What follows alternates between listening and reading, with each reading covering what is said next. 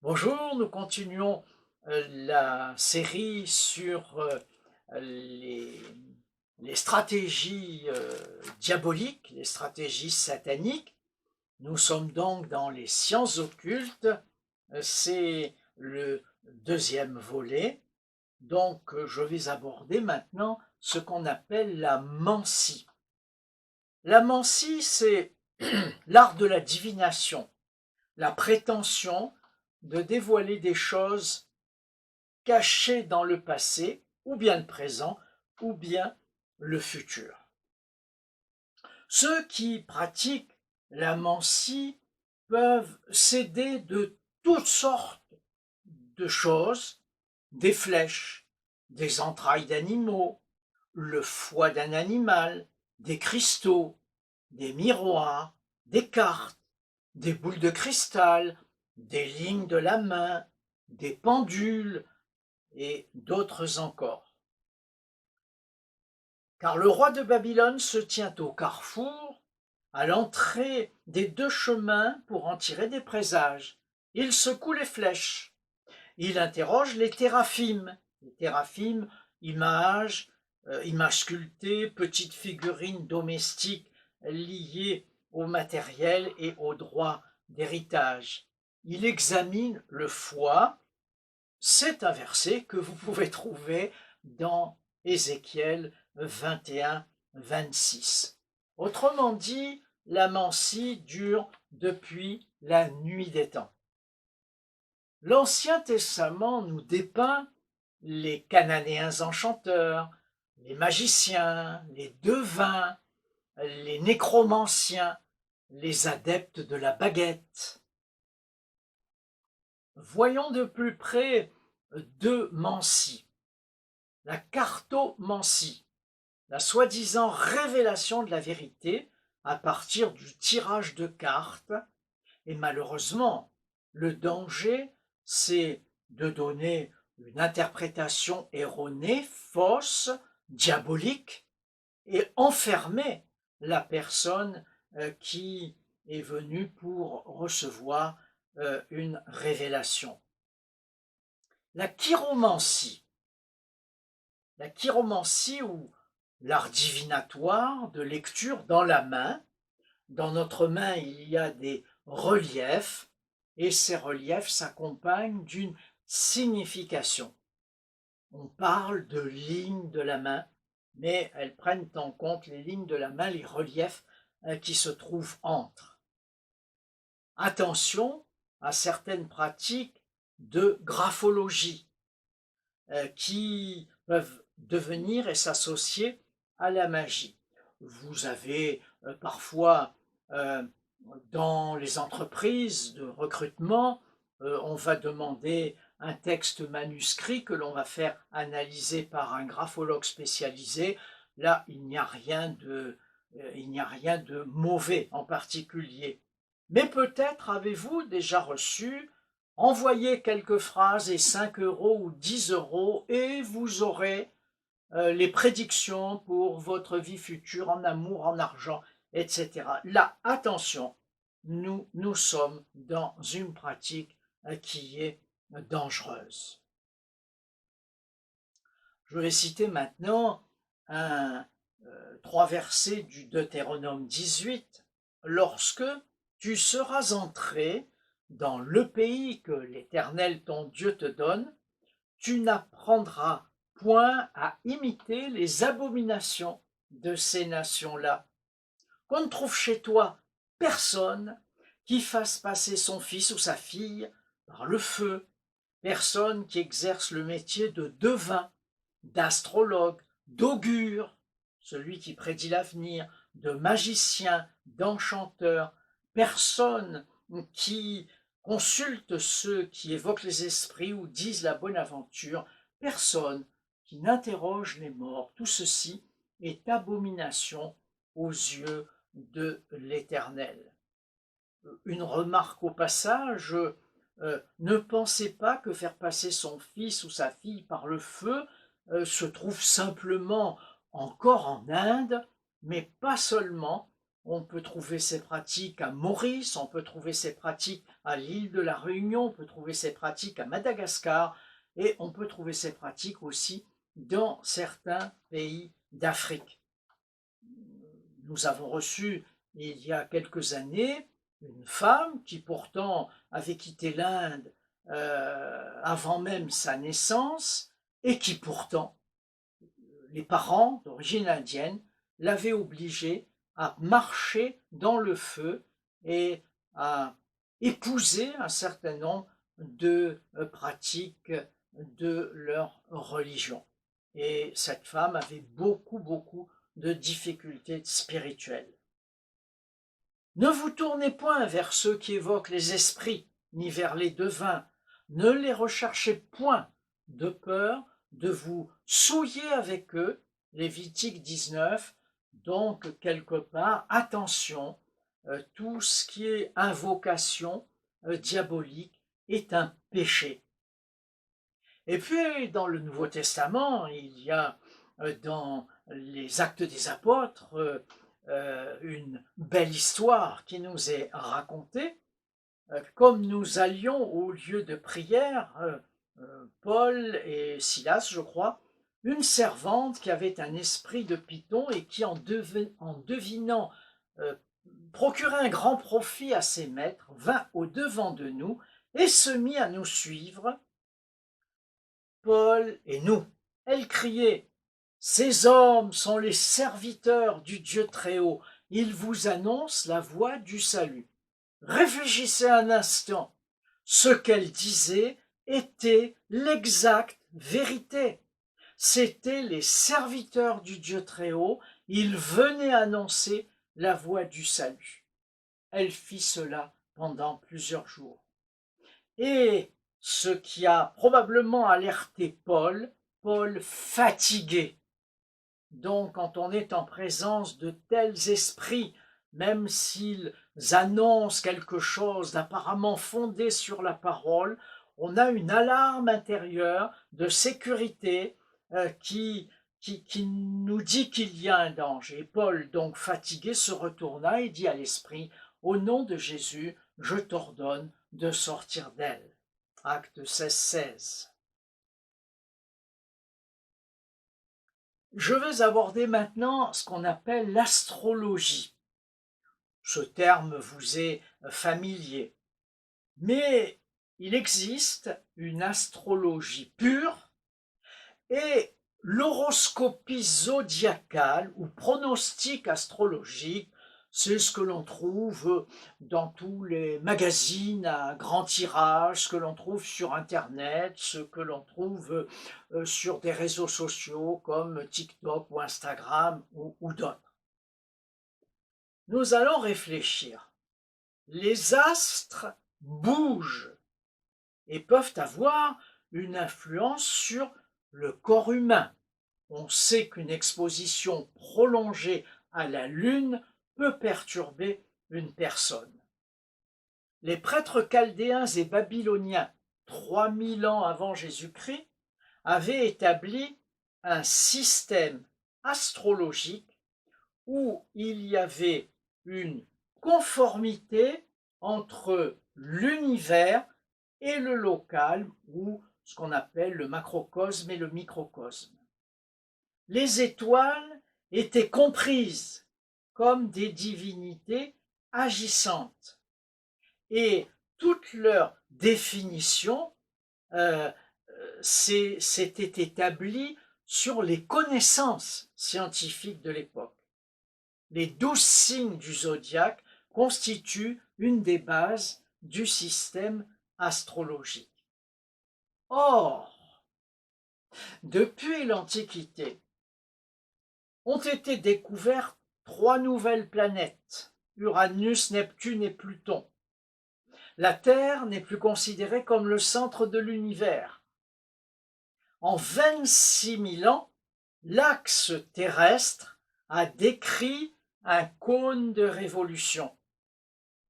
Donc les signes du zodiaque, tels qu'ils étaient définis il y a maintenant 5 à 6 000 ans en arrière, sont décalés par rapport à leur calendrier de l'Antiquité.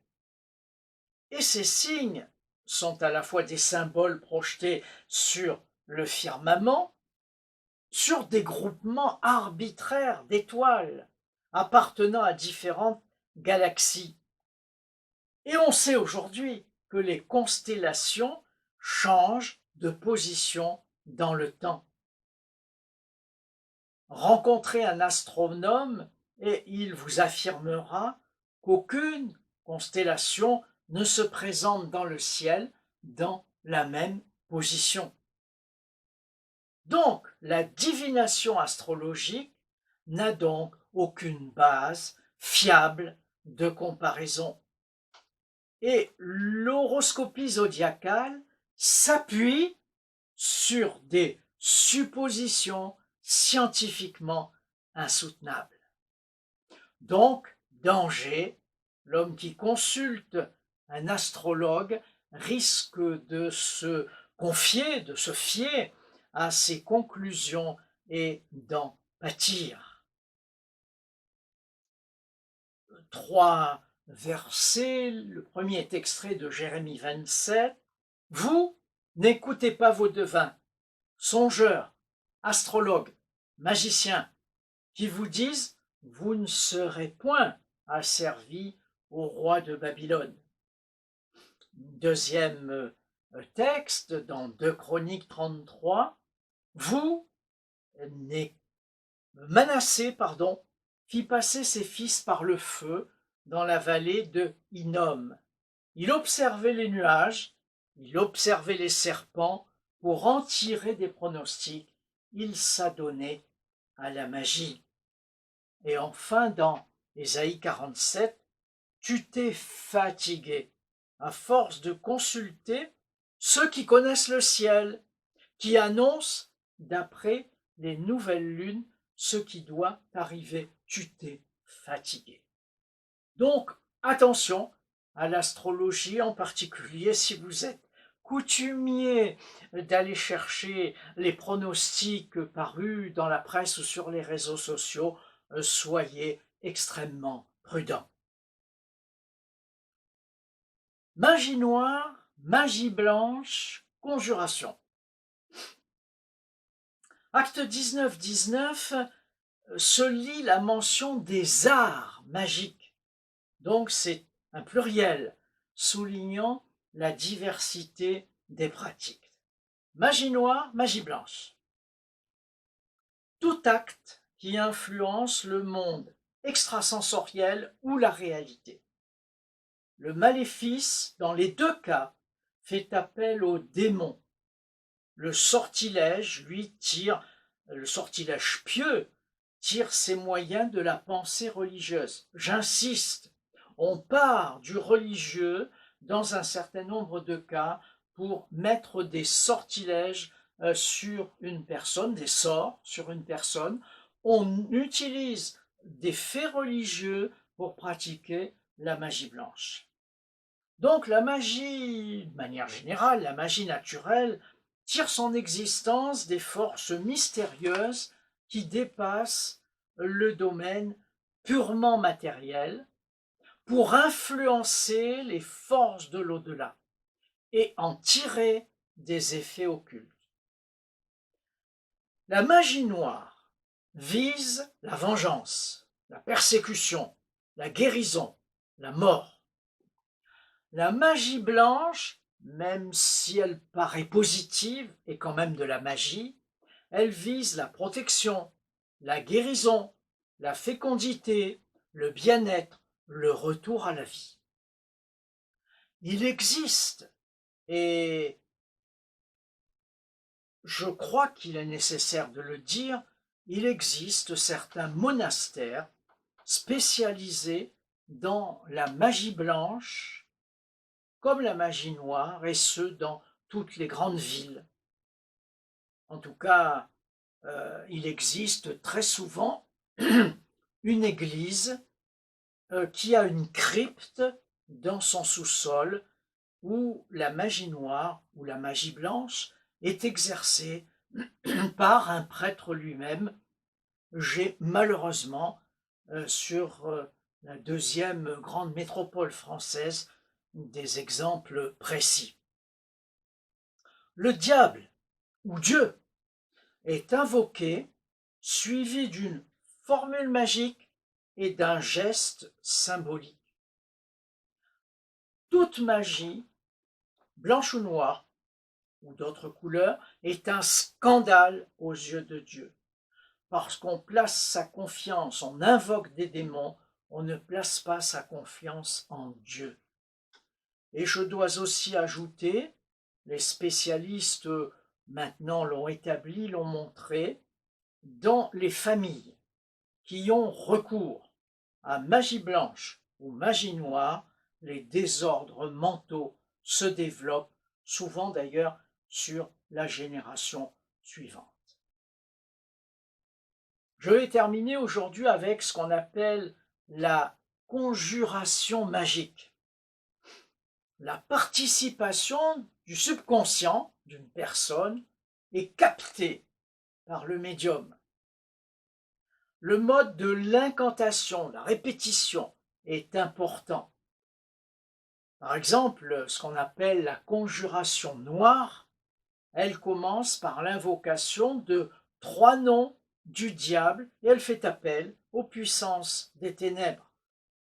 La conjuration blanche mentionne la Trinité et prétend mettre la puissance divine au service de l'homme. Elle est prononcée à mi-voix, dans un murmure. Elle est accompagnée d'un geste, d'un souffle, d'une aspersion d'eau ou d'un crachat. Le tout pour bannir la maladie. Et cela s'applique à des humains, à des animaux, à des végétaux. Les personnes concernées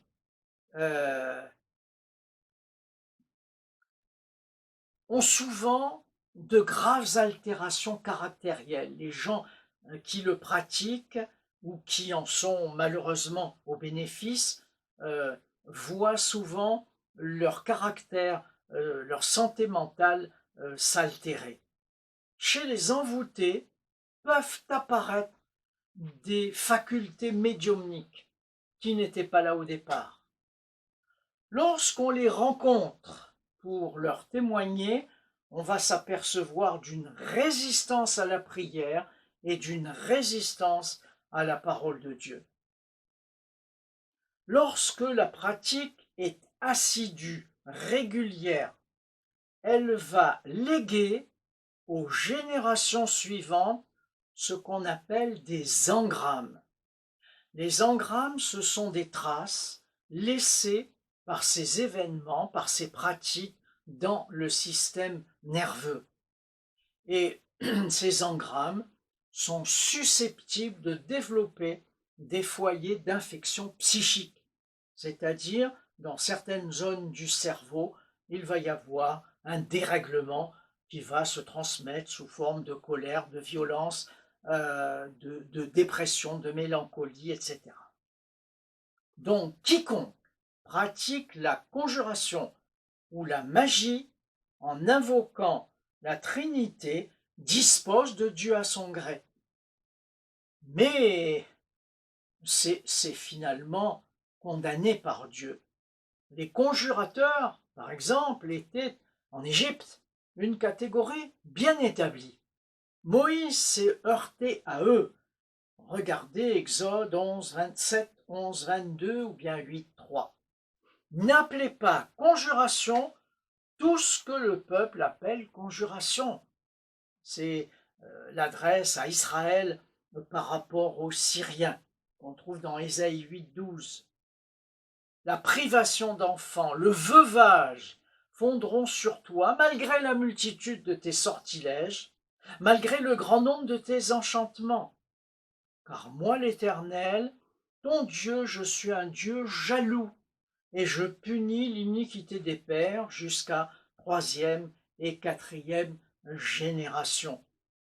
Tes ennemis forment contre ton peuple des projets pleins de ruses, ils délibèrent contre ceux que tu protèges, venez, exterminons-les.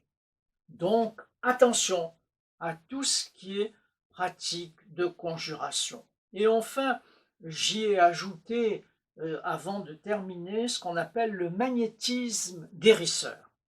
Le magnétisme guérisseur est différent de l'hypnose. Le vrai magnétiseur, celui que pendant longtemps on a trouvé dans les campagnes françaises, dans certains villages, le vrai magnétiseur est épuisé dès qu'il a passé chaque jour 3 ou 4 malades. Et il est obligé d'aller chercher ailleurs des ressources pour les autres. Donc souvent, il utilise le pendule comme le font les radiesthésistes. Donc le pendule ou la baguette utilisée va être portée sur le corps de la personne et arrivé à un certain endroit, va s'en éloigner, désignant que le mal se trouve dans cette partie du corps. On peut aussi choisir les médicaments en s'aidant du pendule ou de la baguette. Les sourciers qui cherchent l'eau utilisent aussi ces instruments. Leur perception est-elle un vrai don naturel ou bien est-ce une aptitude médiumnique? C'est une question que je vous pose. Mais en tout cas, l'Écriture, dans Osée 4,12, Israël a couru le danger de l'adopter. Voilà ce qui est écrit. Mon peuple consulte son bois, et c'est son bâton qui lui parle. Car l'esprit de prostitution égare, et ils se prostituent loin de leur Dieu. Voilà comment sont définies ces pratiques, esprits de prostitution et prostitution devant Dieu. Je m'arrête là pour le second enregistrement. Je vous souhaite de réfléchir à tous ces aspects et de vous en éloigner au cas où vous avez été en contact avec eux. Merci de votre attention.